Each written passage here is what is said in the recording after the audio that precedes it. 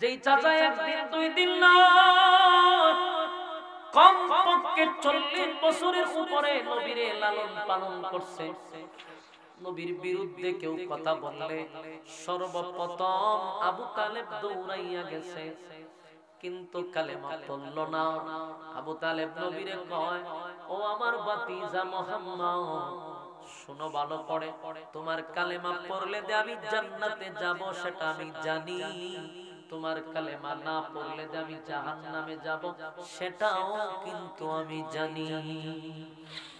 বলুন জানতো না জানতো না? যাই না শুই না আবু তালেব বলেন, ভাতিজা তোমারে নতুন করে আমার কাছে উপস্থাপন করতে হবে না, গোটা মক্কা নগরীতে আমার চেয়ে বেশি তোমারে কেউ চিনে না। ভাতিজা আমার কলিজাটা দিয়া তোমারে মহব্বত করছি, ভাতিজা কোথাও গেলে তোমার চেহারা না দেখে আমি যাই নাই, কোথাও থেকে আসলে তোমার চেহারা ভাতিজা আমি আগে দেখছি। ভাতিজা কোনদিন তোমারে খাবার না দিয়া আমার সন্তানগুলিকে আমি খাবার দেই নাই, এত মহব্বত আর এত ভালোবাসা ভাতিজা তোমার জন্য, সব জানি তুমি সত্য নবী, সত্য নবী, তোমার দিন ধর্ম সত্য, যাই না শুই না আমি তোমার জাহান্নামটা বেছে নিলাম, জান্নাতটা আমি নিলাম না। নাউযুবিল্লাহ। আল্লাহর নবী কান্না শুরু করছে, মালিক আমার কলিজার টুকরা চাচা আমার চোখের সামনে জাহান্নামের আগুনে জ্বলবে, আমি কেমনে গো বরদাস্ত করব, কেমনে সহ্য করব? আল্লাহ হুঁশিয়ার করছে, সাবধান পয়গম্বর, হেদায়েতের মালিক আপনার কাছে না, আপনাকে পাঠাইছি ওয়াজ করার জন্য, আপনি ওয়াজ করছেন, কারে হেদায়েত দিব কারে দিব না এটা আমি আল্লাহর একক সিদ্ধান্ত। যুবক ভাইরা আমার, আমি শুধু এতটুকুই বললাম, সেই আবু তালেব যতদিন নবী কালেমার দাওয়াত মানুষের কাছে দিত, ঠিক ততদিন আবু তালেব নবীরে সাপোর্ট দিছে, কোনদিন নবীরে ছাইরা যায় নাই। সেই আবু তালেব মারা গেল। আবু তালেব মারা যাওয়ার পরে কিছুদিন যেতে না যেতেই আম্মা জান খাদিজাতুল কুবরা দুনিয়া থেকে বিদায় হয়ে গেল। হায়রে, গোটা মক্কা নগরীতে নবীরে সবচেয়ে বেশি যারা সাপোর্ট দিত, নবীর পাশে সব সময় যারা ছিল, তারা দুজন দুনিয়া থেকে বিদায় হয়ে গেছে। নবীর এখন আর কোন সাইড নাই। হ্যাঁ, কে নবীর পক্ষে তরবারি লইয়া দাঁড়াইব? কেউ নাই, কেউ নাই, সবাই তো নবীর বিরুদ্ধে দাঁড়ায়া গেছে। আগে তো শুধু গালি দিত, সেই মাত্র আবু তালেব মারা গেছে, এখন তারা ভয়ঙ্কর রূপ ধারণ করছে, নবীর মারতে শুরু করছে। আল্লাহর নবী দেখলেন মক্কা নগরীটা বড় থমথমি অবস্থায় চলতেছে, মনটা বড় খারাপ। কিছুদিন যেতে না যেতেই নবীর কলিজার টুকরা সন্তান ছিল 4 জন, একে একে একে একে 4 জন সন্তান নবীর বিদায় হয়ে গেছে। এই আশিক রাসূল, প্রতিটা কথা আপনার দিলের মধ্যে লাগায়া দেখেন তো, আপনার যদি কেউ মারা যায়, স্ত্রী মারা গেছে, আপনার যদি চাচা বা বাবা মারা যায়, একই কয়েক দিনের ভিতর আপনার মনের অবস্থা কি হবে? আপনার স্ত্রীও মারা গেল, চাচাও মারা গেল, একটা দুইটা নয় গো, 4টা সন্তান একে একে দুনিয়া থেকে বিদায় হয়ে গেছে। খুব খেয়াল করবেন নবীর কথাগুলি। 1 নাম্বার স্ত্রী মারা গেছে, 2 নাম্বার চাচা মারা গেছে, 3 নাম্বার সন্তানগুলি একে একে মারা গেছে, 4 নাম্বার হলো গোটা মক্কা নগরীতে সব নবীর শত্রু হয়ে গেছে। একটা মানুষের অবস্থা কেমন হইতো যদি আমাদের বেলায় হইতো? কথা হয় না? সহ্য করার মতো না। চতুর্দিক দিয়ে নবীর শত্রু, আবার অন্যদিকে আপনজন হারাইয়া নবী দিশেহারা। একটা পর্যায়ে নবী দেখলো মক্কা নগরীতে অবস্থা খুব ভয়াবহ, কালেমার দাওয়াত দেওয়ার মতো কোনো পরিবেশ নাই। পয়গম্বর যায়েদ ইবনে হারেসা রাদিয়াল্লাহু তাআলা আনহুকে নিয়া মক্কা ছেড়ে তায়েফের দিকে রওনা দিল, আমরা চলো দূরে কোথাও কালেমার দাওয়াত দেই। দূরের কালেমার দাওয়াত দিতে গিয়া তায়েফে যখন কালেমার দাওয়াত দেওয়ার জন্য পয়গম্বর ঢুকলো, সেখানে কালেমার দাওয়াত দিতে গিয়া নবীর শরীরে এত আঘাত করলো, তায়েফবাসীরা নবীর নির্মমভাবে ঢিল মারছে। নবীর চামড়া পেটে পেটে রক্ত বাহির হইছে, শুধু কালেমার দাওয়াত দিতে গিয়া নবী রক্তাক্ত হইছে। সব তায়েফের যুবকরা মিলে আমার নবীরে পাগল পাগল পাগল বইলা পিছন দিক দিয়া ঢিল মারতে লাগলো। নবীর শরীরের চামড়া পেটে পেটে রক্ত বাহির হয়ে গো। এই আশিকে রাসূল, আমি আপনাদের কাছে জানতে চাই, কত জোরে ঢিল মারলে পড়ে চামড়া পেটে রক্ত বাহির হয়? আল্লাহর নবীর শরীরে কোনদিন একটা মশা মাছি বসতো না, সেই শরীরটার মধ্যে এত আঘাত পাথরের আঘাতে নবী রক্তাক্ত হয়ে গেছে। একটা পর্যায়ে আল্লাহর পয়গম্বর বেহুশ হইয়া জমিনে পড়ে গেছে, রক্ত শূন্য হয়ে গেছে। আবার নবীরে দাঁড় করায় আবার পাথর মারছে। এত নির্যাতন, রক্তাক্ত শরীর লইয়া কিছুদিন পরে তায়েফ থেকে নবী যখন মক্কা দিকে আসছে, আঘাতে নবী জর্জরিত। শরীরের এমন কোন জায়গা নাই রে যেখানে নবী আঘাতপ্রাপ্ত হয় না। মক্কাতে এসে নবী তাকায়া দেখে চাচা নাই, নিজের স্ত্রীও নাই, সুখের কথা দুঃখের কথা আম্মা জানের কাছে নবী শেয়ার করত। খাদিজা অনেক শিক্ষিত ছিল, নবীর অনেক সময় পরামর্শ দিত। নবীর দুঃখের কথা সুখের কথা আম্মা জানের কাছে শেয়ার করত। সেই আম্মা জান বিদায় হয়ে গেল, গার্জিয়ান হিসাবে বাবার আদর পায় না। নবী চাচার কাছ থেকে বাবার আদরটাও পেয়েছিল, সেই চাচাকে নবী হারাইল। চতুর্দিক দিয়া বেতায় ব্যতীত সন্তানগুলি ছিল, একে একে 4 জন সন্তান দুনিয়ার থেকে বিদায় হয়ে গেছে। এ আমার যুবক ভাইরা, একজন বাবার কাছে সবচেয়ে বড় কষ্টের বিষয় হলো, সবচেয়ে ভারী হলো সন্তানের লাশ। এর থেকে ভারী, এর থেকে ওজন বাবার জন্য আর কিছু হতে পারে না। একবার নয়, 4টা সন্তানকে আমার নবী নিজে গোসল করাইলো। নবী গোসল করাইয়া, নিজে কাফন পড়াইয়া, জানাজা পড়াইয়া নবী নিজেই কবরে রাখলো, মাটি দিল। নিজের সন্তানকে নিজে গোসল করাইয়া খাটিয়াতে করে আবার কবরে রাখা কোনো বাবার পক্ষে সম্ভব না, বাবা সহ্য করতে পারে না। কিন্তু নবীর একজন নয়, 4 জন সন্তান এইভাবেই নবীর কবরে করলেন, মাটি দিলেন। নবীর মনটা বড় কষ্টে আছে, ক্লান্ত শরীর নিয়ে নবীর শরীরেও জখম আঘাতের চিহ্ন। চতুর্দিক দিয়ে নবীর ব্যথায় ব্যথিত। অন্যদিকে মক্কা নগরীতে নবীরে মারার জন্য ষড়যন্ত্র চলতেছে, নবীরে মারার জন্য আবার ষড়যন্ত্র চলতেছে। একদিকে নবী ব্যথায় ব্যথিত, চতুর্দিকে আঘাতপ্রাপ্ত, আবার নবীর শরীরে অসংখ্য আঘাতের চিহ্ন। আবার মক্কা নগরীতে চতুর্দিক দিয়ে নবীর বিরুদ্ধে এত অপপ্রচার, এত অপপ্রচার, এত অপপ্রচার। নিজের আপন চাচী উম্মে জামিল আবু লাহাবের বউ, নবীর প্রতিবেশী একেবারে কাছের ঘর ছিল আবু তালেব। সেই মহিলা মানুষের ঘরে ঘরে গিয়া কয়, তোমরা শুনছো মুহাম্মদের ধর্ম বেশি দিন পৃথিবীতে থাকবে না, মুহাম্মদ যে ধর্ম প্রচার করে বেশি দিন টিকবে না, মুহাম্মদের নাম নেওয়ার কেউ থাকবে না, মুহাম্মদের নাম বলার মতো কেউ জমিনে থাকবে না, কারণ তার একটা একটা করে 4টা সন্তান দুনিয়া থেকে বিদায় হয়ে গেছে। কে রে মুহাম্মদের নাম নিবে, কে মুহাম্মদের নাম বলবে? শুধু এখানেই না, এই মহিলা মানুষের কাছে বলতে লাগলো, মুহাম্মদ তো আবেতার আবেতার বলে গালি দিতে লাগলো। আবেতার শব্দের অর্থ হলো আটকুরা, নির্মহিষা লেজ কাটা। আমার নবীরে আটকুরা বলতে লাগলো, আমার নবীরে নির্মহিষা বলতে লাগলো। এইভাবে নবীর বিরুদ্ধে অপপ্রচার অপপ্রচার অপপ্রচার, এত কুরুচিপূর্ণ কথা নবীর শানে বলতে লাগলো। চতুর্দিক দিয়া যখন নবীর সমালোচনা, নিজের সন্তান চলে গেল, স্ত্রী চলে গেল, চাচা চলে গেল, ব্যথায় ব্যথিত আঘাতপ্রাপ্ত, সব কষ্ট নিয়ে খানায় খাবার সামনে আল্লাহর পয়গম্বর বসছে। ঠিক এই মুহূর্তে কয়েকজন সাহাবী এসে বলে, পয়গম্বর এই মুহূর্তে শুনছি বেলালের বুকে নাকি পাথর দিয়া রাখছে গো নবী। নবী গো বেলালে মারধর করতেছে, খাব্বাবরে মারধর করতেছে। একটা বিষয় বোঝার চেষ্টা করেন, একদিকে নবী নিজেই ব্যথায় ব্যথিত, সব হারাইয়া নবী শরীরে জখম নিয়া খানায় খাবার সামনে বসা, আবার নেতা হইয়া কর্মীরা মার খাইতেছে।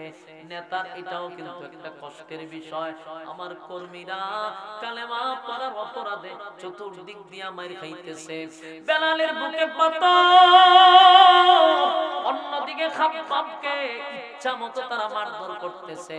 জ্বলন্ত কয়লার মধ্যে খাব্বাবরে শোয়া রাখছে। চতুর্দিক দিয়ে নবীর উপরে এত নির্যাতন, এত নির্যাতন, এত নির্যাতন, এত নির্যাতন। একদিকে যখন শুনলো নবীর কর্মীরা মার খাইতেছে, আল্লাহর নবীর চোখ দিয়া মুক্তার দানার মতো চোখের পানি গুলি টপ টপ টপ টপ করে পড়তেছিল। নবী ব্যথায় ব্যথিত হইয়া চোখের পানি সাইরা কাঁদতেছিল। খানা কাবার সামনে নবীর কলিজাটা ফেটে যায় রে। আমার কর্মীরা জায়গায় জায়গায় এত পরিমাণ নির্যাতিত হচ্ছে, নিজেও আঘাত প্রাপ্ত, শরীরটার চতুর্দিকে রক্ত বাহির হচ্ছে। ব্যথায় ব্যথিত হইয়া আল্লাহর নবী কাঁদে গো। আল্লাহর নবী যখন তাত করে নবীর তন্দ্রা লেগে গেছে, ক্লান্ত হইয়া নবীর তন্দ্রায় চলে গেছে। হঠাৎ করে তন্দ্রার থেকে উইটা নবী এইভাবে বসলেন আর মুস্কি মুস্কি হাসি দিলেন, চিৎকার দিয়া কোন সুবহান। এখানে একটা বিষয়, এত কান্নার মধ্যে, এত বেদনার মধ্যে, এত কষ্টের মধ্যে নবী কেন রে মুস্কি হাসি দিল? সাহাবীরা নবীর কাছেই ছিল, ডাক দিয়া বলে আল্লাহর পয়গম্বর, চোখ দিয়া মুক্তার দানার মতো পানি পড়ে গো। নবী কাঁদতেছে, কষ্ট পাইতেছে, চতুর্দিক দিয়ে আপনি ব্যথায় ব্যথিত, কেন গো আপনি কাঁদেন? কেন গো আপনি কাঁদেন? নবী মুস্কি মুস্কি হাসি দিলেন কেন? কান্নার মাঝখানে কেন হাসি দিলেন? আল্লাহর নবী বলেন, সাহাবীরা শুন, আমার কান্নার কারণটা বিশাল, কিন্তু আমার আনন্দের বিষয়টা আরো বিশাল। আমার আনন্দের কারণ হলো আমার মালিক আমারে খুশি করার জন্য, আমার মালিক আমারে সান্ত্বনা দেওয়ার জন্য এই মুহূর্তে আমার কাছে একটা সূরা নাজিল করছে। সূরাটার নাম হলো কাউসার। আমার জোয়ান কথাগুলি একটু দিলের কান লাগায় যদি বুঝেন শুনেন, তাহলে আপনাদের কথাগুলি বুঝতে সুবিধা হবে। সূরা কাউসার নাজিল হওয়ার প্রেক্ষাপটটা বুঝতে পারছেন? কেন নাজিল হলো? চতুর্দিক দিয়ে যখন নবী ব্যথায় ব্যথিত, আল্লাহ তখন নবীরে সান্ত্বনা দেওয়ার জন্য সূরা কাউসার নাজিল করছে। আল্লাহ ডাক দিয়া বলেন, পয়গম্বর খানায় কাবার সামনে বসে চোখের পানিগুলো ছেড়ে দিয়া কেন কাঁদেন নবী? কেন কাঁদেন? কেন কাঁদেন? কেন কাঁদেন? আল্লাহ নবী বলেন, মালিক রে আমি কেন কান্দি আপনার তো জানারও বাকি নাই। আল্লাহ বলে, বন্ধু আমি জানি, আপনি বললে আমি আল্লাহর ভালো লাগে। আল্লাহ বলেন, বন্ধু কেন কাঁদেন? পয়গম্বর বলেন, মালিক আমার মা নাই, আমার বাবা নাই, চাচাও চলে গেছে, চাচাও চলে গেছে, মাও চলে গেছে, দাদাও চলে গেছে, আত্মীয় স্বজনও চলে গেছে, চলে গেছে। সব যখন চলে যায়, এক তো আমি ব্যথায় ব্যথিত, আমি যখন কষ্টে ছিলাম,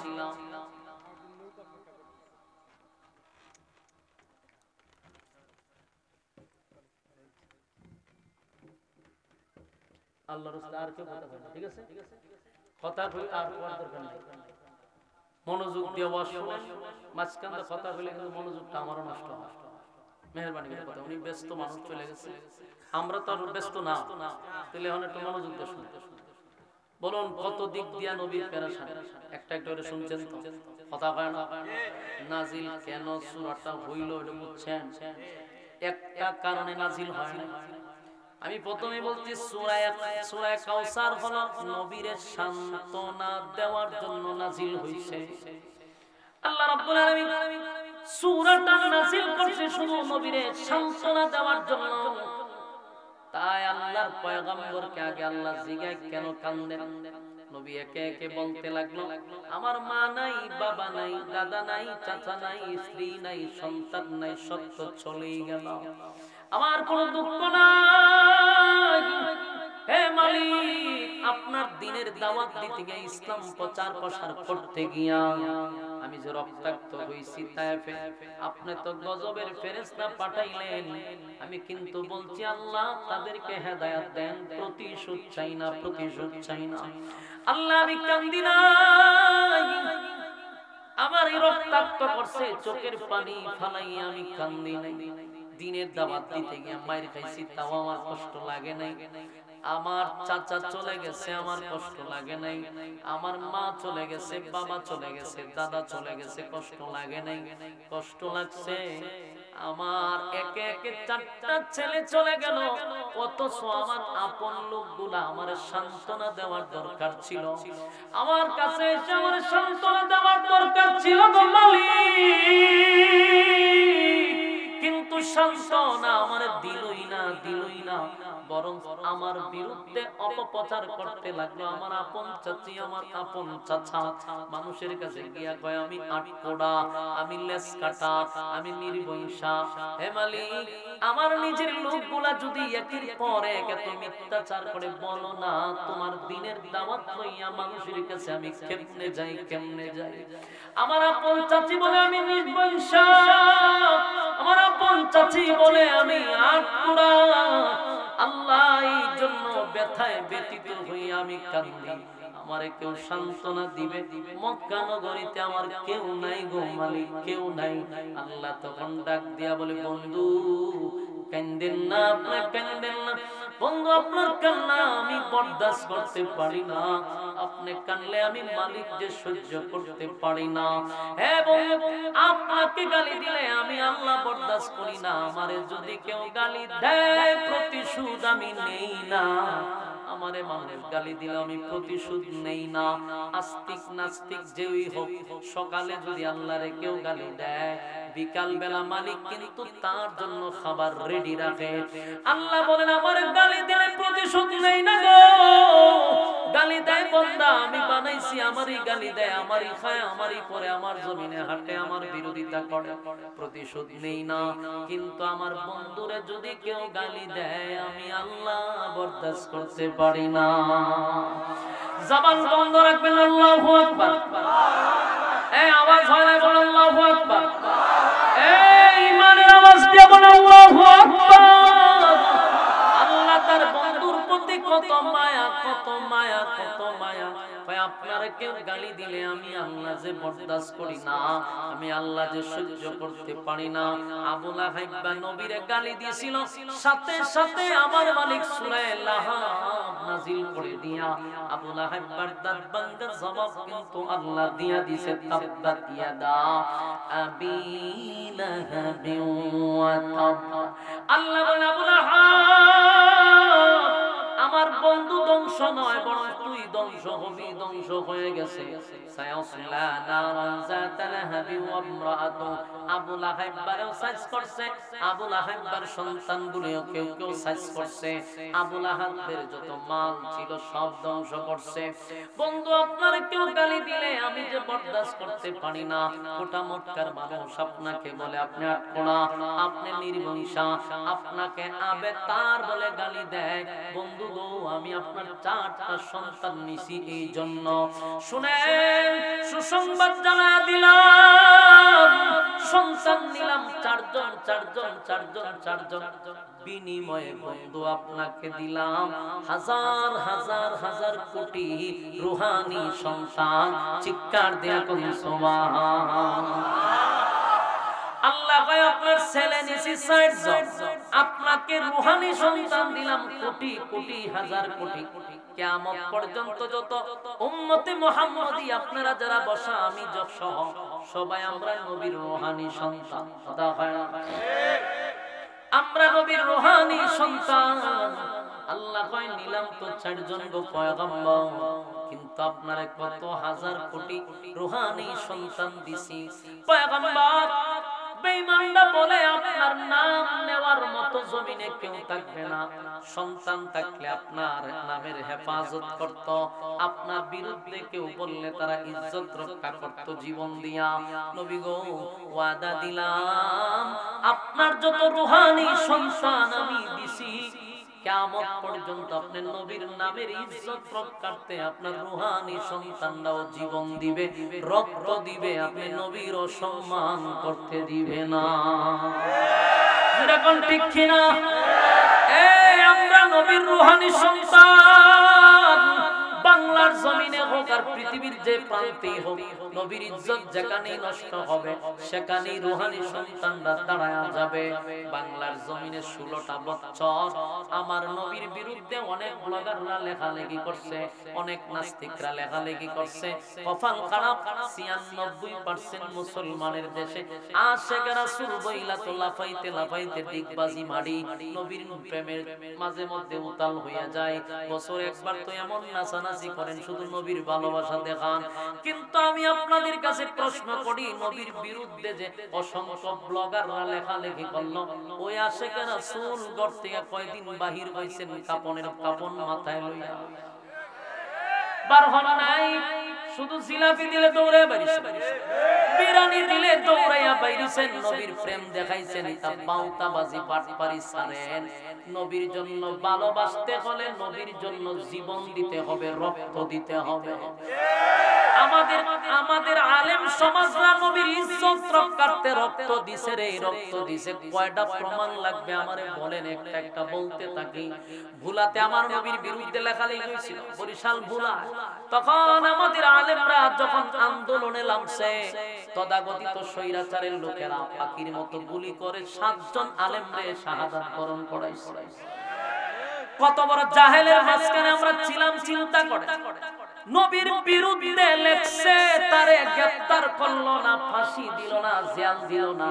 নবীর পক্ষে আন্দোলন করতে যাওয়া 7 জনরে পাখির মতো গুন্ডা বাহিনী গুলি করে মারছে। ইতিহাস বলি নাই? শাপলা চত্বরে কেন আলেমরা গেছিল? ক্ষমতা পাওয়ার জন্য, যায় না রে। আজকে অনেক নামদারি আশিক রাসূলরা আমাদেরকে বিভিন্ন ভাবে গালি দেয়। এই জিলাপি খাওরা আশিক রাসূল দিলের কান লাগায় শুন, শাপলা চত্বর রাজনীতি করার জন্য যায় নাই, শাপলা চত্বরে গদি পাওয়ার জন্য যায় নাই।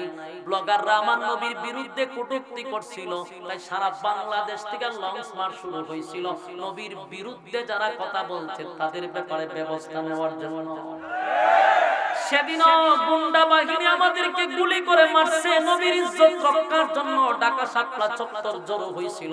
আল্লাহর কসম, গদির জন্য যায় নাই, ক্ষমতার লোভে যায় নাই, নবীর ইজ্জত রক্ষার জন্য, নবীর হেফাজতের জন্য আমরা নামছিলাম। একটা দুইটা নয়, অসংখ্য ঘটনা বলতে পারবো। নবীর ইজ্জত রক্ষার্থে যারা আন্দোলনে নামছে তারাই গুলি খায়া মারা গেছে। আফসোসের ব্যাপার, আমরা কিন্তু নবীর আশিক রাসূল হইয়া লাফালাফি করি, কিন্তু নবীর বিরুদ্ধে কথা বললে আমরা প্রতিবাদটাও করতে পারি না। বাংলাদেশে 96% মুসলমান যদি সত্যিকারের আশিক রাসূল হতো, আর নবীর বিরুদ্ধে যদি কেউ লেখে, সব জায়গা থেকে যদি প্রতিবাদ শুরু হইতো, সরকারের বাপের ক্ষমতা নাই ওই ব্লগার রয়ে ফাঁসি না দিয়া থাকতো। কিন্তু ওই পরিমাণ তো আমার আন্দোলন নাই। কিছু আছে জিলাপির আন্দোলন, কিছু আছে বিরানির আন্দোলন, কিছু আছে লোক দেখানোর আন্দোলন, কিন্তু নবীর ইজ্জত রক্ষায় কয়জন আমরা আন্দোলন করি? যুবক ভাইরা, নবীর ইজ্জত হেফাজতের জন্য, নবীর ইজ্জতের হেফাজতের জন্য আমরা প্রয়োজনে জীবন দিতেও প্রস্তুত। আমরা বিরানির পাগল না, জিলাপির পাগল না। আমাদের একটাই কথা, আমারে গালি দিয়ে সহ্য করব, আমার বাপরে গালি দিয়ে সহ্য করব, কিন্তু আমার নবীরে যদি গালি দেয় আল্লাহর কসম করে লইয়া মরব। কথা হয় না? আমার যুবক ভাইরা, আল্লাহ বলেন 4 জন সন্তান আপনার দুনিয়া থেকে নিয়ে গেছি গো। তাই মক্কার মানুষ বলে যে আপনার নাম নেওয়ার মতো কেউ থাকবে না। মক্কার মানুষ বলে আপনার নাম কে নিবে, নিয়ে তারা চিন্তিত। না বন্ধু না, এই পৃথিবী থাকবে যতদিন আপনার নবীর নাম থাকবে ততদিন। আমার নবীর নাম থাকবে, পৃথিবী থাকবে যতদিন নবীর নাম থাকবে ততদিন। আল্লাহ হয় আমার নাম যত জায়গায়, বন্ধু আপনার নাম তত জায়গায়। চিৎকার দিয়ে কোন সুবহান। আমার নবীর প্রতি মালিকের কত মায়া,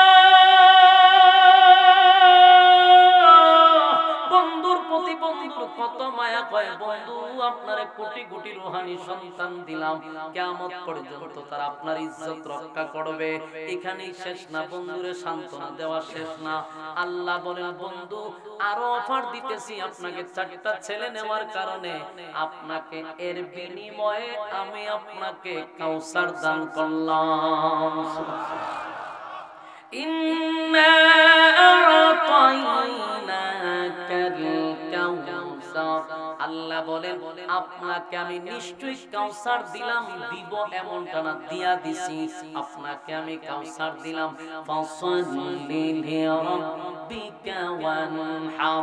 এই আমার যুবক ভাইরা, আল্লাহ বলেন আপনাকে কাউসার দিলাম গো নবী, বিনিময়ে বিনিময়ে ফাসাল্লি লিরাব্বিকা ওয়ানহার, বিনিময়ে আপনার রবের জন্য আপনি সালাত আদায় করেন আর কুরবানি দেন। প্রশ্ন হলো আল্লাহ কাউসারের পরে সালাতের কথা কেন বললেন, কুরবানির কথা কেন বললেন? মুফাসসিরিনে কেরামরা বুঝাইলো এই হাউজে কাউসারের পানি যদি কেউ পান করতে চায় তাহলে মন দিয়া শুনো, হাউজে কাউসারের পানি কোনো বেনামাজি পান করতে পারবে না। এই বেনামাজি শুন, নবীর হাতের বরকতি পানি যদি পান করতে চাস তাহলে অবশ্যই সালাত আদায় করতে হবে। খালি আশিকে রাসূল হইয়া লাফাইলেই হক আদায় হবে না। নবী নামাজ পড়ছে, তোমারও নামাজ পড়া দরকার। নবী যেইভাবে নামাজ পড়ছে সেইভাবে পড়ো। আল্লাহ নিজেও বলেন ফাসাল্লি লিরাব্বিকা ওয়ানহার, নবী বিনিময়ে আপনি সালাত আর কুরবানি দেন। তাহলে বোঝা গেল আমরা যদি হাউজে কাউসারের পানি পান করতে চাই বিনিময়ে আমাদের সালাত আদায় করতে হবে। কথা হয় না? এই বলবুল খালি নবীরে ভালোবাসি স্লোগান দিলে চলবে না, নামাজও পড়া দরকার। আমার নবীর জীবনের শেষ কথা ছিল নামাজ। এই আশিকে রাসূল, আশিকে রাসূল, আমি ভালো করে বলতেছি, ভালো করে শুনতে থাকো।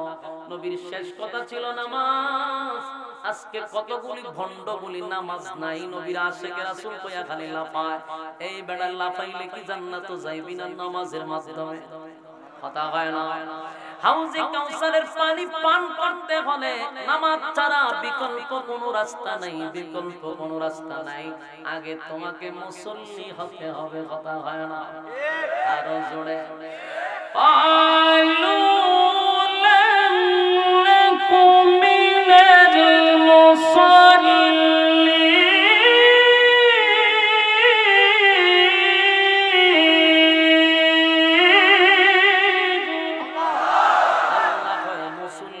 আমি কাউরে পানি পান করাইতে দিব না।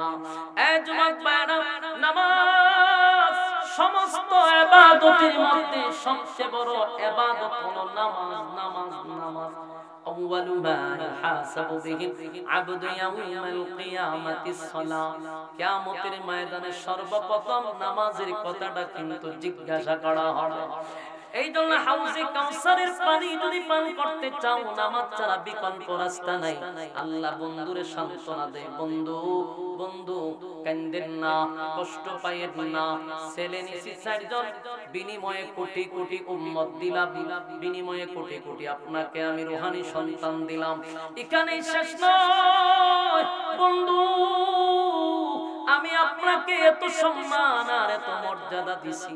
বন্ধু কান্দেন না, বন্ধু কান্দেন না। তারা আপনাকে আবেতার বলে গালি দেয়, আপনি প্রতিবাদ করা লাগবে না। আমি আল্লাহ নিজেই আপনার পক্ষে প্রতিবাদ করলাম।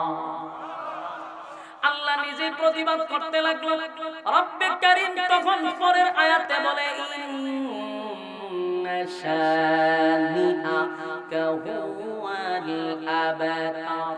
ওই ওই যে তারা নবীর আবেতার বলে গালি দিছিল আল্লাহ কয় ইন্না শানিয়াকা হুয়াল আবতার ইন্না শানিয়াকা হুয়াল আবতার নিশ্চয়ই তারা আবেতার নিশ্চয়ই তারা আবেতার তারা আটকুরা তারা লেস কাটা তারা নির্বংশা আপনি একটু তাকায়া দেখেন আল্লাহ যে বলছে তারা নির্বংশা তারা লেস কাটা তারা আটকুরা এটা চরম সত্য কারণ মক্কা নগরীতে আবু জাহেলের নাম বলার কেউ নাই আবু লাহাইবার নাম নেওয়ার মতো কেউ নাই উতবা উতাইবার নাম নেওয়ার কেউ নাই তারা লেস কাটা নির্বংশা তাদের নাম পৃথিবীতে কেউ নাই না গো কিন্তু আমার নবীর নাম সেকেন্ডে কিন্তু নেওয়া হচ্ছে প্রতি সেকেন্ডে নবীর নাম নেওয়া হচ্ছে মানুষ দুরূদ পড়তেছে নবীর রওজাতে সেকেন্ডে দুরূদ আর সালাম আল্লাহ পৌঁছায়া দিচ্ছে তাই আল্লাহ বলে বন্ধু কেন্দ্রের না আপনাকে আবেতার বলে গালি দিছে আমি আল্লাহ আপনার পক্ষে প্রতিবাদ করলাম ছেলে নিলাম 4 জন আমি এর বিনিময়ে কোটি কোটি রূহানি সন্তান দিলাম আর আপনাকে কাউসার গিফট করলাম গিফট করব এমন না গিফট করেছি আল্লাহ বলেন বন্ধু শুধু তাই না আপনার আমি কি দিলাম সেটাও তো আপনার দেখা দরকার কথা হয় না বন্ধু কি দিলাম তাও দেখা দরকার আল্লাহ বলেন জিবরাইল দুনিয়ার কোন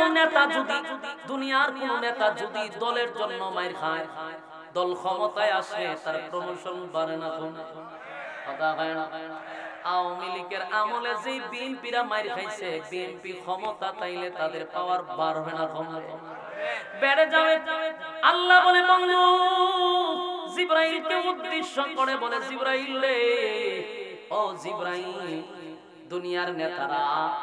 দুনিয়ার নেতারা মাইর খাইলে যদি তার প্রমোশন বেড়ে যায় আমার বন্ধুর প্রমোশনটা আমি বাড়াইতে চাই বন্ধু আমার দল করতে গিয়া বন্ধু মাইর খাইছে আমার দল করতে গিয়া বন্ধু লাঞ্ছিত হইছে তাই আমার বন্ধুর প্রমোশনটা আমি বাড়ায়া দিতে চাই সুবহানাল্লাহ দুনিয়ার নেতায় যদি মাইর খায় প্রমোশন শুধু বাড়ে না রাষ্ট্রীয় খরচে তারে বিভিন্ন দেশে পাঠায় ভ্রমণের জন্য মনটারে ফ্রেশ করার জন্য ঠিক নেই আল্লাহ কয় আমার বন্ধুরেও আমি ভ্রমণ করাবো তবে দুনিয়ায় ভ্রমণ করাবো না আরশে আজিমে ভ্রমণ করাবো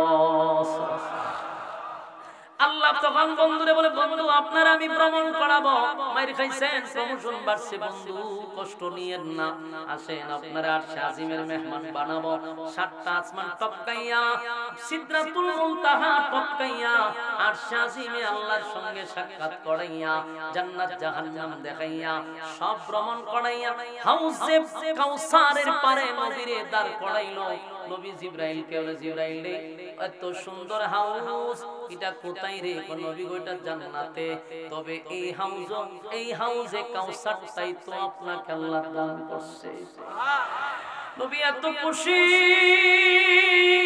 হায় রে আমার মালিক আমারে এত বড় হাউস দান করছে লেখা দিয়া দিয়েছে বন্ধু এটা আপনার নবীর আল্লাহ খুশি করছে হাউজে কাউসার দেখায়ও দিয়েছে এখানেই শেষ না এরপরে নবীর জমিনে আবার ফিরায়া দিয়েছে নবী আয়েশা বর্ণনাও করছে উম্মতের আরে হাউজে কাউসার যদি পান করতে চান সাবধান নামাজ ছাড়া যাবে না